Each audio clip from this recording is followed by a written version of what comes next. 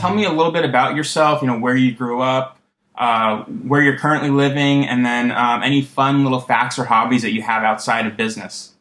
Yeah, cool. So, hi guys, I'm Syed Balkhi. I'm the founder of WPbeginner. I grew up in Pakistan. I was born there. My family moved to USA when I was 12 years old, and that's when I started with the internet and everything. But I am currently living in Florida, Gainesville for now, but my other house is in West Palm Beach. Fun facts and hobbies. Well, one of the fun facts that most people don't know about me when they see me on Skype video call is that I'm really tall. So when they meet me in person, they're kind of like, dude, I didn't know you were that tall. And hobbies, I really like to play basketball as long as I can find people who don't foul me all the time. Nice. So I guess I know you said WP Beginner is one of your projects. What other main projects are you working on currently? Oh boy. So WP Beginner is obviously one of the bigger ones. Something that's even larger than WP Beginner in terms of the size of audience and the popularity is a site called List25. It's an entertainment site where we just do a list of top 25 things. Another project that I have that we launched last year is called OptinMonster. It's a WordPress plugin that allows you to increase your email subscribers to by using exit intent pop-ups, loading footer bars, slide-ins, and a bunch of really cool opt-in forms. I recently acquired two other WordPress plugins. One of them is called Soliloquy WP. It is a very popular WordPress slider plugin. And also Enviro Gallery, a WordPress gallery plugin that is, kind of bug-free, actually works. Nice. All right, so when and how did you get your start online? So when my family moved to the United States when I was 12 years old, I didn't speak English that well. I didn't have as many friends. So obviously, like any other kid who was a geek, kind of turned to the computer where people didn't make fun of me for the way how I looked, the way how I sounded. And that's how I really got my start playing online games. And then I started high school at the age of 12 as well, because when I moved from Pakistan, they said, oh, well, you already have all this information, move up. And so I'm this 12-year-old kid walking around in the high school, didn't really know how to talk to people. So I was in the library trying to play games, couldn't play games because of the firewall. So I decided to figure out a way around it. And that's how I got into building proxies, buying and selling domain names, and then later directories and SEO, and then blogging and consulting and the whole shebang. Nice. So kind of based off of that, one question I like to ask people I'm interviewing, just because we always hear about successes, but I always like to hear about what your biggest failure was and what it taught you. Oh, man. I've had quite a lot of failures. So the most of the time, when people look at me, they see all the successful projects. As you mentioned, nobody really hears about the failures, the behind-the-scenes bloopers that happened. One of the big failures was partnering with the wrong person in one of the projects that I was starting. Met the person at an event, and then we really hit it off and start talking. Decide, we're gonna build this company and blah blah blah. Waste of time, waste of effort. Created another site that I was kind of really excited about recently. I think it was called Steady Strength. That didn't end up going anywhere. It was a flop. We put like so much content in there. Didn't really go anywhere. Another one was changing the website design. That's one of the things everybody likes to do every now and again. You change the website design.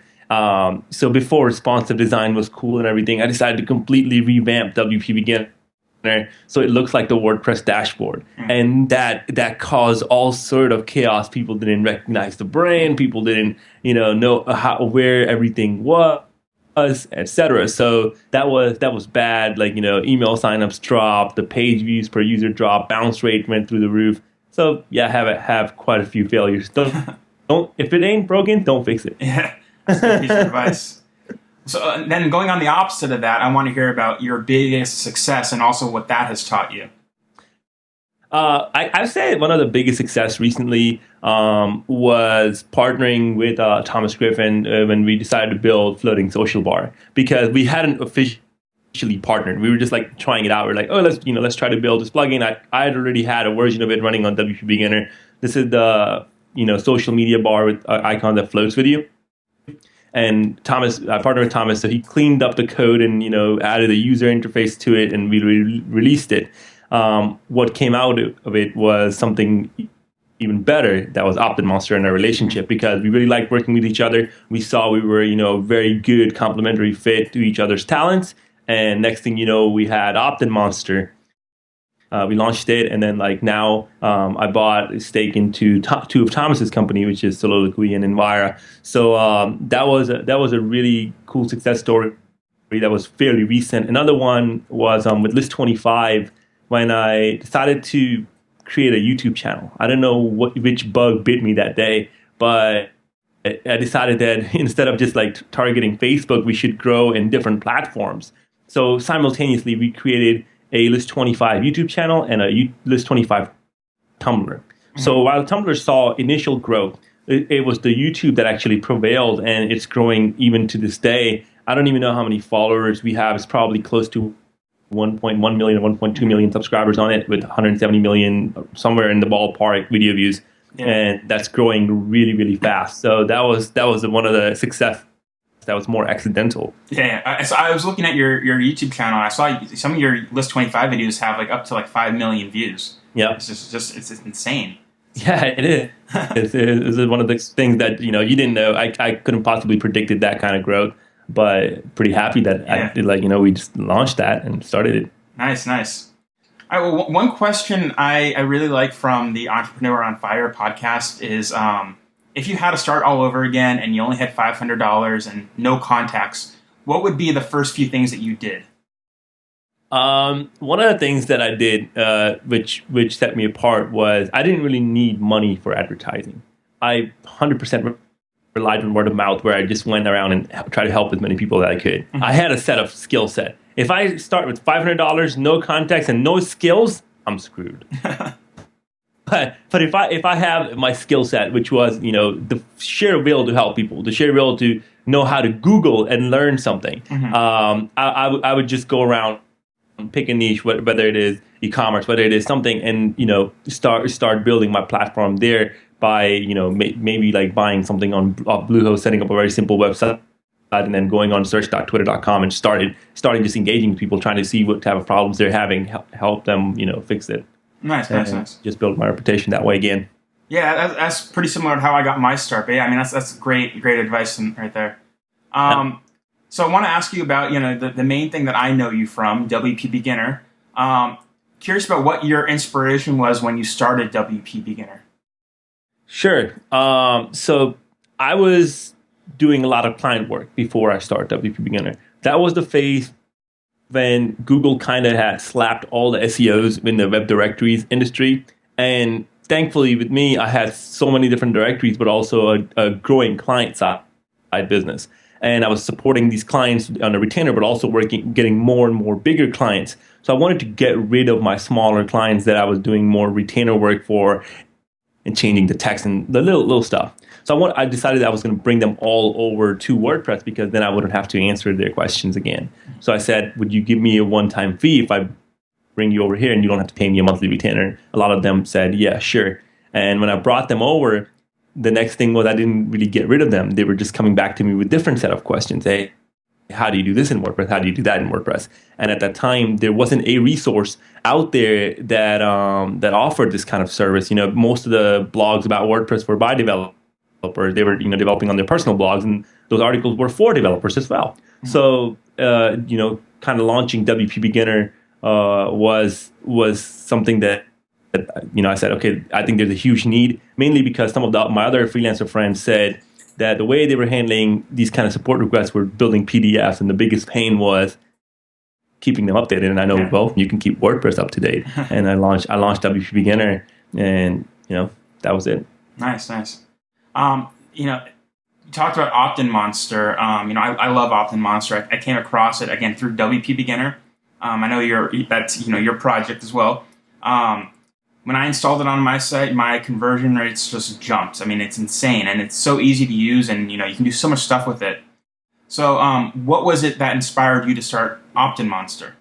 Oh, so So I've had something like OptinMonster in on our sites, not just WPbeginner or List25, several other affiliate niche sites that were working really well. So I first started with pop-up domination. I liked it, but it was very very badly coded, very poorly coded. So I quickly switched to Pippity, which is a really really decent plugin at the time. Yeah. And I said, okay, I like using Pippity. It's really neat.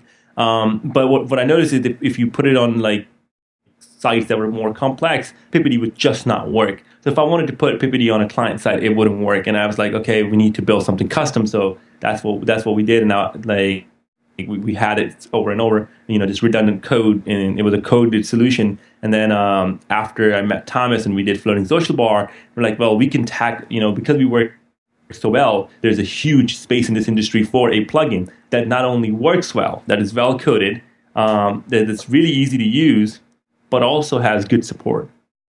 Because one of the things that I noticed in the other plugins was to get support, you had to wait like 3-4 days before you even get your first reply. We're like, well, that's something.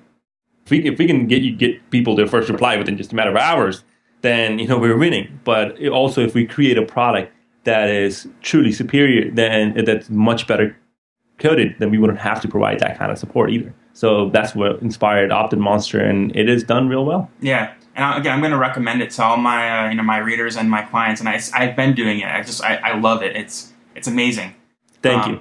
So then your other project, List25, which you mentioned a lot and we talked about in the beginning, and I saw, like you said, you recently got 1 million YouTube subscribers. And I see a lot of sites out there, building these viral websites like this through social media. It's really big now. It's become, you see it all the time. So what was it when you started List25? What was it that inspired you to start that?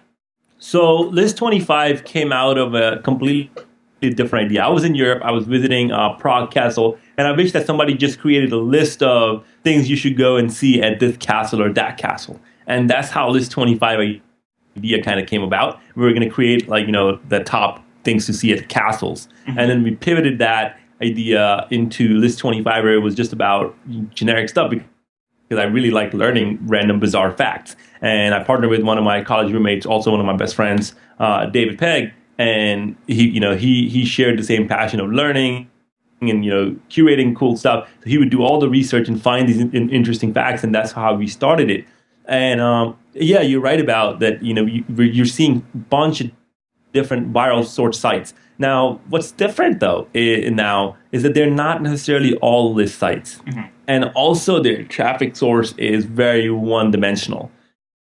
These kind of sites are playing with the psychology, the human emotion, and it's tend to get 90% or more of their traffic, specifically from Facebook. And as Facebook alters their algorithm, it's going to slow down. Like, BuzzFeed is one of those exceptions because they started first, they started early. They have that organic traffic people are typing in. But a lot of the other sites that you will see, they are completely reliant, 100% reliant on Facebook to get 90% of their traffic. If they don't have that, then they completely crash. Yeah.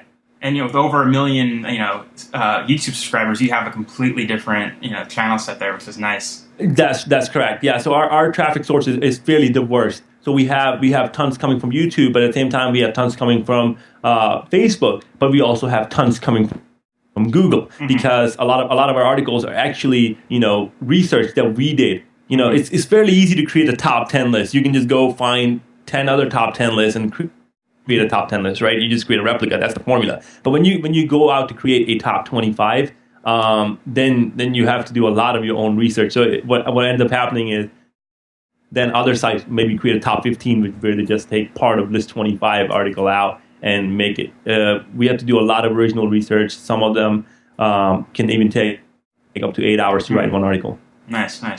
Yeah. All right, so I'm going to shift it again. We're just going to talk about, for people who are first starting their very first WordPress website, what recommendations would you have? Maybe recommendations for either hosting or themes or plugins. And if you have any advice on the approach they should take or any strategies. Yeah, sure. So when I start, I try to keep my costs to the very, very minimum. Okay. I'm not going to go out and buy, the biggest dedicated server out there and super huge CDN package, because my site might grow. Mm-hmm. No, I would purchase something that I need right now, and that helps me, keep my cost very efficient. So, I mean, any shared hosting, you're not going to find a perfect shared hosting. As a matter of fact, you're not going to find a perfect managed hosting. Mm-hmm. Where you see good reviews for any host, you will see tons of bad reviews for that same host. Mm-hmm. I would say, go with folks like InMotion Hosting. They're good. Go with folks like SiteGround. They're amazing. Bluehost is good. You see with occasional downtime that happened just recently with their switch. Other than that, it's a fairly reliable company. I have my sites hosted there. In terms of themes, it really depends on what you're trying to do, right? Mm-hmm. There's tons of amazing theme in WordPress.org repo. But I definitely would not recommend you downloading a free theme that is not on WordPress.org repository. If you are, go get a paid theme. That's and the providers there would be StudioPress. iThemes have some decent themes there. I have my own theme company. It's called ThemeLab that I acquired last year. You can check that out as well. But yeah, those three are definitely my pick. Also, Themify is a really good one. All right, perfect. And then any plugins that you really like?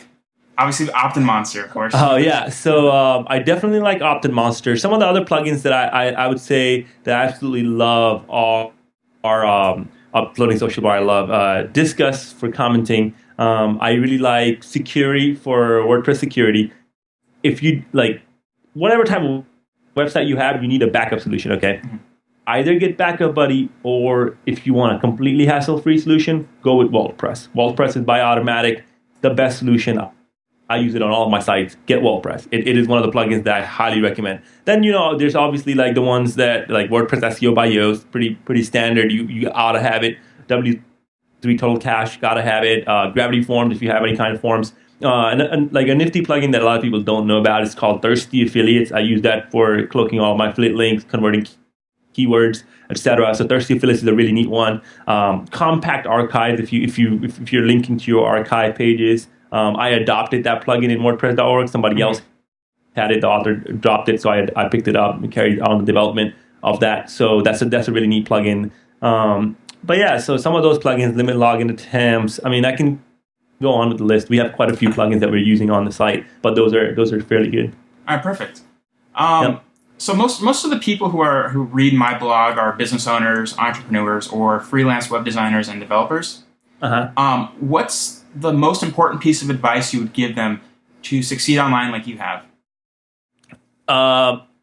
Customer service is the biggest thing, right? Often when I talk with devs, once they get the money, they're like, screw that, now I already have it. Oh, well, I told that person that after 30 days they have to pay. Okay, think about it. If this thing is really going to cost you very little, maybe cost you 30 seconds, you can help them out, because you're not burning a bridge. That client might refer 4 more clients your way if you continue a good relationship, and that's kind of what we have. Even when somebody asks for a refund, right? So I've gotten tons of compliments for her refund policy. The way we handle refunds. People ask refunds, and we promptly issue a refund. No questions asked, hassle-free. As a matter of fact, people have loved their refund process so much that they come back and buy it again. And they're like, hey, I bought they're like, oh, we went around and shopped around and tested everything, and I come back to you because I know your support is so good because your refund process was so smooth. Yeah. So it's all about customer service. People really don't buy products. People don't buy products. People don't buy features. People buy people. Okay, and that's very important. If you want to be successful in whether you're in the service industry, whether you're in a products industry, got to build the trust. Got to have people trust you, and have a good relationship with your customers. All right, perfect. So I'm a big reader, and I know you are too. And I'm looking for a new book to read right now. What book would you recommend? It doesn't necessarily have to be a business book. Okay, so the business book, one of the ones that I just finished reading, is called Hard Things About Hard Things. I don't know if you ever read it. It's by Ben Horowitz, one of the co-founders of Andreessen Horowitz firm. It's a really, really cool book. He goes about his whole journey through Loud Cloud and everything, and how he took one company that was going really good, and how market crashed, and they went to the rock bottom, and then sold it back again for $1.6 billion. And he talks about a bunch of really useful business info that would be helpful. Now, in terms of fiction, that something just more fun, I would recommend reading a book called Ready Player One. It's a science fiction book. I don't know if you checked it out at all. It basically is set in the future, but it has all the 1980s theme. And a really neat book. Once you start reading it, you get into it, and I hope that one day they make a movie out of it too. Because when I was reading, I had an audiobook, so I was listening to it. When I was listening to it, there was a movie playing in my head, and I was totally immersed into it. Yeah, so that's pretty awesome. I'll have to check those both out. They sound really interesting. So wrapping up, we talked about all your different projects. Where would you like for my readers to go check out more about you? You can go on my personal blog. It's called balkhis.com, balkhis.com. The best way to get in touch with me, best way to follow me is my Twitter account @Syed Balkhi. If you're looking specifically for WordPress tips, then follow @WPbeginner, and you'll only get WordPress tips, none of the personal stuff and all that. Yeah. All right, perfect. Well, I want to thank you very much for taking your time out with me today.